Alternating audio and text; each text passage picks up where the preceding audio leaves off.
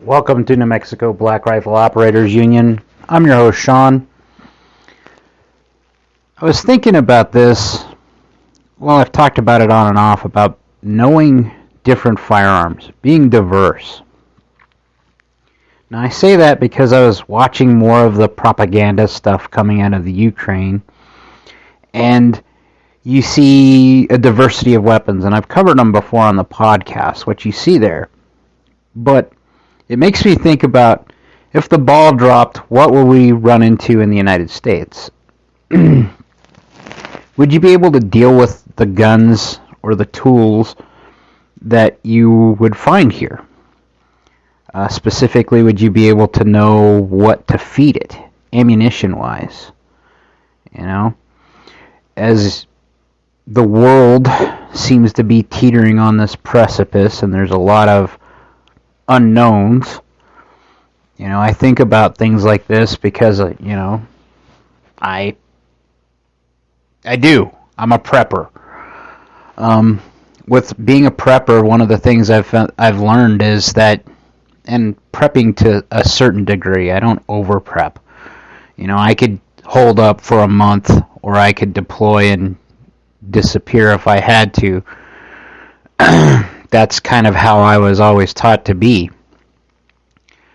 But when you see that many diverse weapons, so think about in the Ukraine conflict right now, you're starting to see Western weapons, specifically M4s, German G3s, German G36s. I've even seen a French FAMAS, I believe.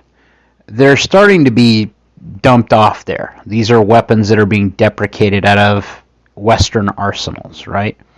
The United States, we're going to the M5, so it makes sense to just hand these out to an ally, I guess. My problem with this is they wouldn't hand them out to American citizens, but that's basically what they're doing to Ukraine.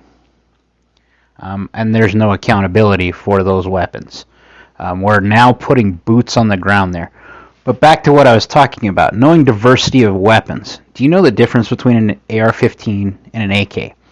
Do you know the manual of arms difference? How do you change a magazine? How do you load a magazine? How do you clean a weapon like that? These types of differences matter, And not to be outdone, do you know how to manipulate a lever action gun, a pump action gun? Do you know how to match up the ammunition correctly for that type of gun?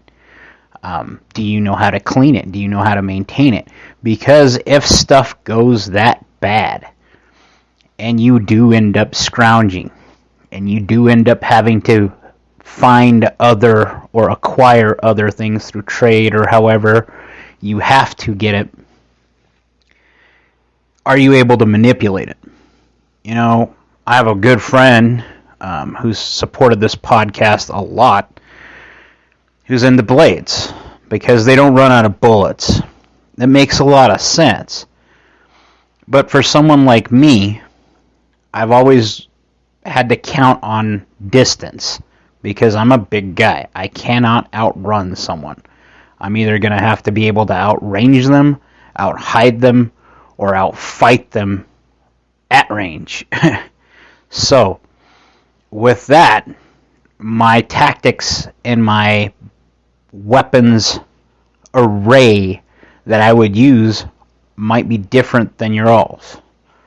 For instance, one of my go-to rifles, despite what everybody says, and it's a boomer holdover from my dad, I admit it, but it's a .308 battle rifle.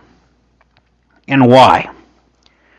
Because if I have to drop a deer or an elk, I can do it.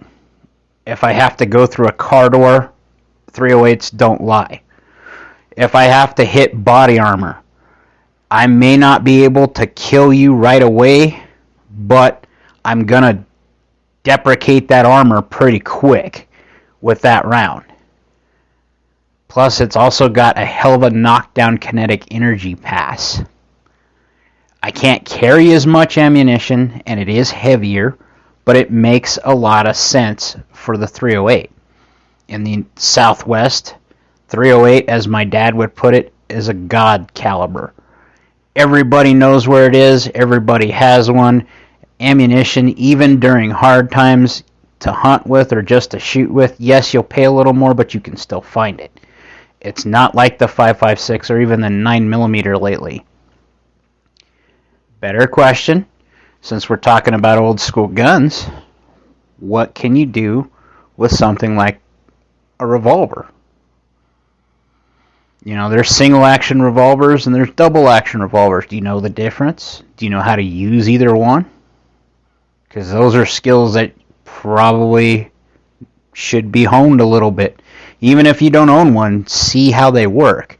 Learn how they work, because that's a skill that could be valuable later on.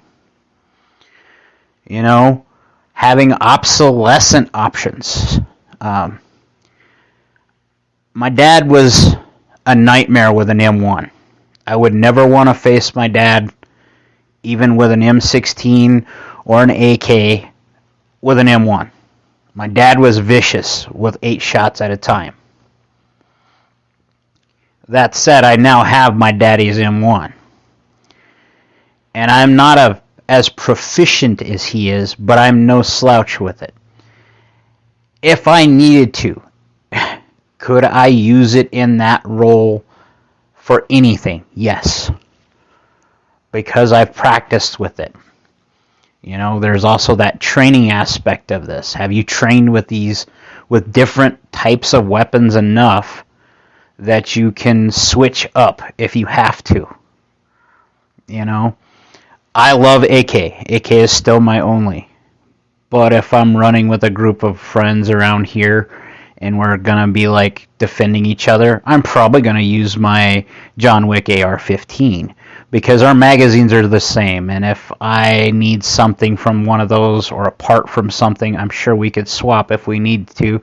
And more likely, I would find anything I need with that gun, if I needed it. I doubt I would. A lot of the stuff, the mythos around how flawed guns are that way because people don't actually get into it and understand it. For instance, I've always liked the 1911, but I've seen the newer 1911s come out, and I think they're Gucci and overplayed. And what I mean by that is there's nothing like a simple, like World War II 1911 for me. Okay? You see all these cool things on them.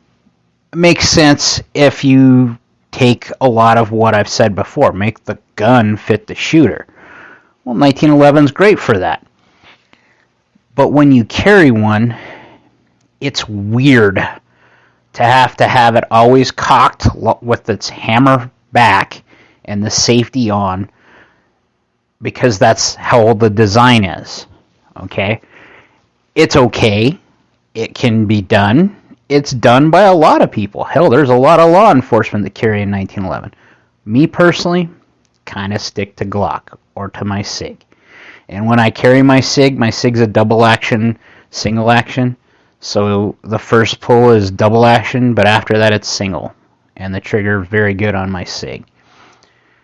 My Glock, it took a lot to change from a Glock to a 1911. Or from a 1911 to a Glock. For one thing, the trigger on a 1911 is one of a kind and awesome. It isn't on a Glock, a stock Glock. So you learn how these little things go. There's that variety. Can you tear a Glock apart? I mean, you don't have to be an armorer, but if you need to replace a transfer bar, can you do that? Okay? These are skills, I think, that are going to be valuable later on if things go bad. I have a friend who once paid me $50 to replace a firing pin on a Kalashnikov. Now, anyone who knows me knows that's like nothing, okay? I replaced a firing pin while he was watching me do it in a parking lot. And I did it so he could see what I did if he ever had to do it again. Why? Because it's a valuable skill. Replacing a firing pin on a weapon should be second nature if you own one of them. Just because that's a piece that is a wear item, it will break. It will wear down eventually. So something to think about in today's day and age. Variants of weapons. Knowing the battery of arms, how to manipulate weapons as you're messing with them or manipulating them and using them. You want to be able to know the difference. So number one, you're not a dumbass. Number two, you're safe. And number three, you're effective with it. Like, share, subscribe, be great. Oh, and don't forget to vote tomorrow or today.